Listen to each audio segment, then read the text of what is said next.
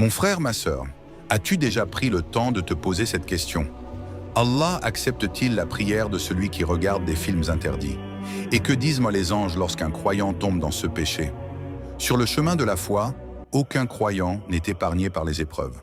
Le regard est testé, le cœur est éprouvé, et l'âme est constamment ciblée par les ruses de Shaitan.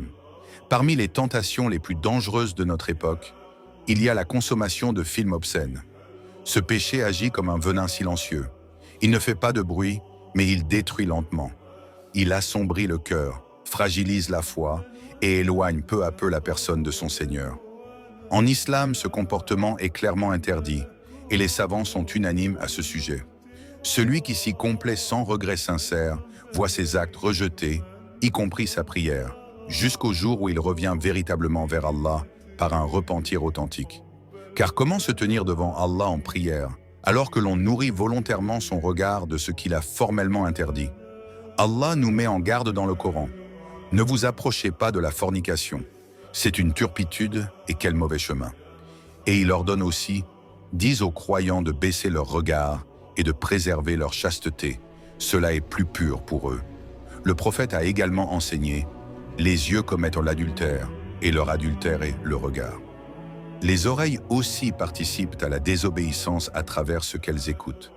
Même sans passage à l'acte, le simple regard interdit reste un péché grave. Imagine-toi seul, face à ton écran, pensant être invisible. Mais en réalité, tu n'es jamais seul.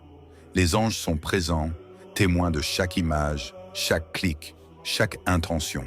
Tout est noté et ce registre sera un jour dévoilé. Cependant, écoute bien cette immense miséricorde. La porte du repentir n'est jamais fermée. Allah dit, c'est lui qui accepte le repentir de ses serviteurs, qui pardonne les péchés, et il sait parfaitement ce que vous faites. Alors, ô mon frère, ô ma sœur, ne perds jamais espoir.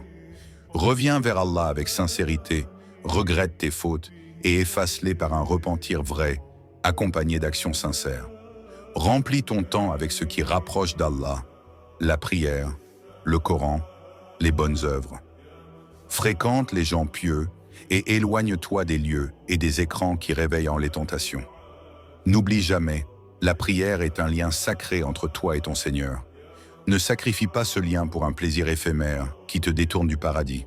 Qu'Allah nous protège des tentations, purifie nos cœurs et raffermisse notre foi. Si ce rappel t'a été utile, abonne-toi, laisse un like et partage cette vidéo afin qu'elle soit une cause de bien pour d'autres.